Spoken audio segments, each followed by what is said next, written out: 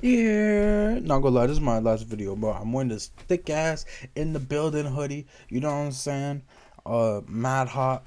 But hey, we got the weight concept. The truth is K. Is K. What the fuck, brother?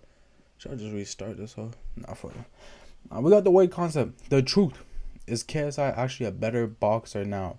KSI versus Swarms and Pineda breakdown. Yes, sir.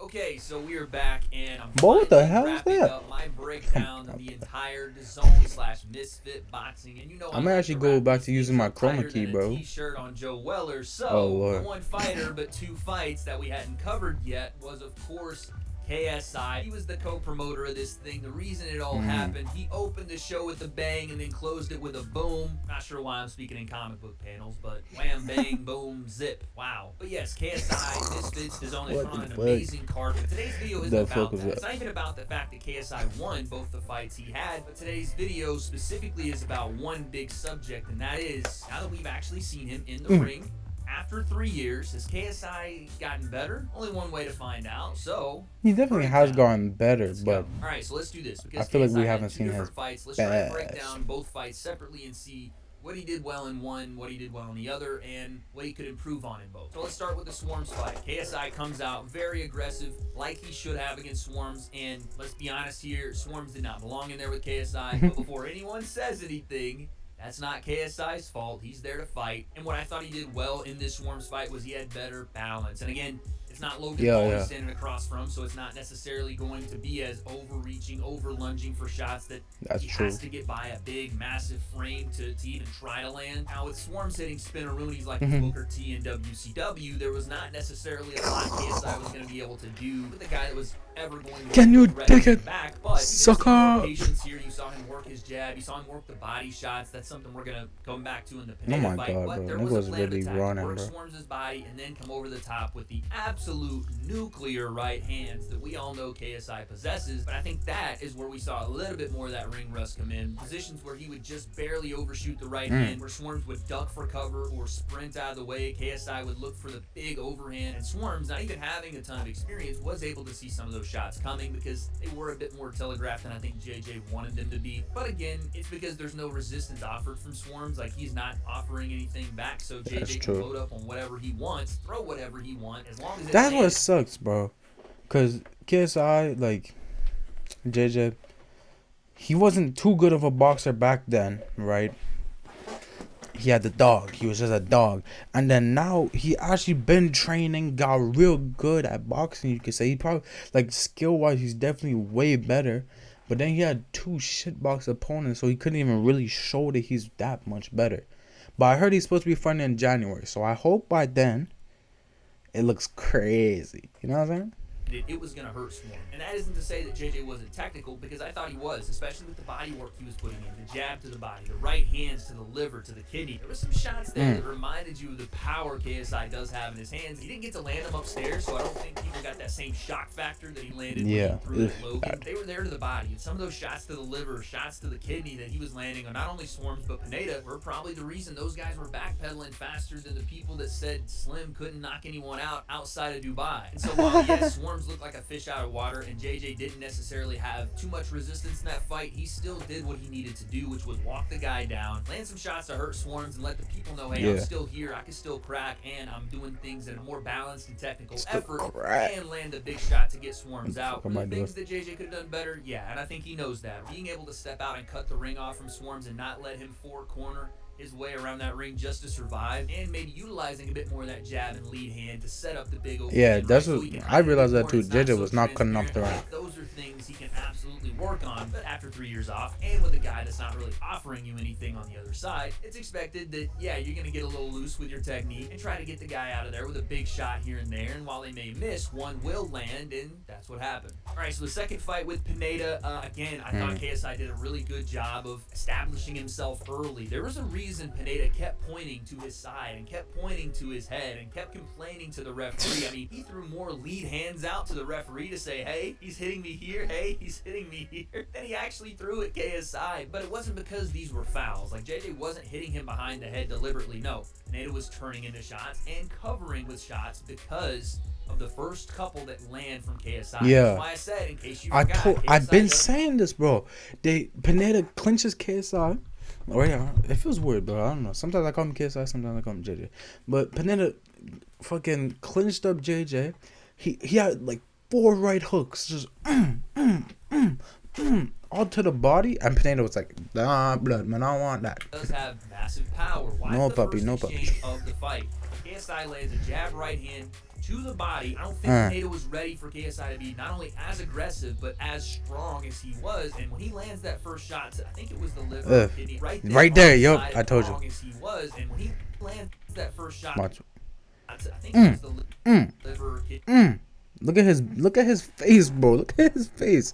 He's just like aggressive, but as strong as he was, and when he landed that first shot, I think it was the liver kidney right there on the side of his stomach. You can see Pineda's face wince up immediately, and already that was the beginning of the end in this fight. And I'm not here to just badmouth Pineda. That's not what I'm trying to do. I wish I could have uploaded the reactions to the fights, bro. Not KSI's fault at all, but he didn't do a single thing outside of playing a game of charades with the referee to stop KSI from trying to take his f***ing head off. And that's the best way I can describe KSI in this fight. He was looking to take Pineda's head off, and he started with the body work once again, which I really like. And as Teddy Atlas says, when you put water in the basement, there's bound to be a flood, and that's what I think KSI, as he moves forward, as he continues to shake off that water in the basement, there's bound to be a flood. Capitalize, because guys will be there to actually fight him. And again, in the second fight, I think KSI could have trapped Pineda in certain instances in the corner or on the ropes. When he let him escape that pressure and then reset, I understand why he wanted to do that, to get that clean knockout, to land that one big one. But moving forward, when you have those advantageous positions, you want to keep that person there with not only your technique but your footwork, which I thought was very much improved this time around from KSI.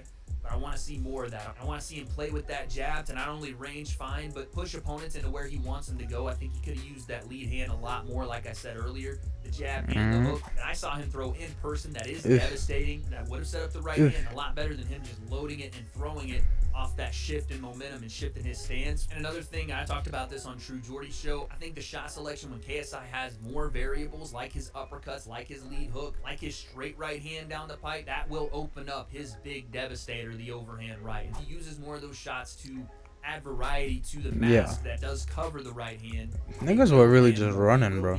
I actually wonder how strong JJ is, bro, because that's something everyone says, but like, how strong is his strength? On this night, because KSI was clearly better than both those guys, but it will matter in his next one. That leads us to the question that we came here to answer, and that is KSI better than he was 3 years ago? In my opinion, in very specific ways, I think yes, KSI is better than he was 3 years ago. And what do I mean by in specific ways? His footwork looks far better. Like I said, he isn't over lunging, overthrowing, shooting right hands in almost a 12-6 vertical off balance, falling to his left side, or just straight up sprinting at opponents. Combinations like he did with Logan. His feet were separated and balanced, and he kept them that way, moving forward or back. You didn't see crossover. You didn't see him stumbling around. It was because KSI wasn't thinking about doing those things. He wasn't thinking about, I gotta look like a boxer here, or I gotta move in a certain way. It's coming naturally to him now because of the hard work he's put in. So that was absolutely better. Another place I thought he got a lot better was his deliberate body work. A lot of people in this YouTube boxing scene are not taking advantage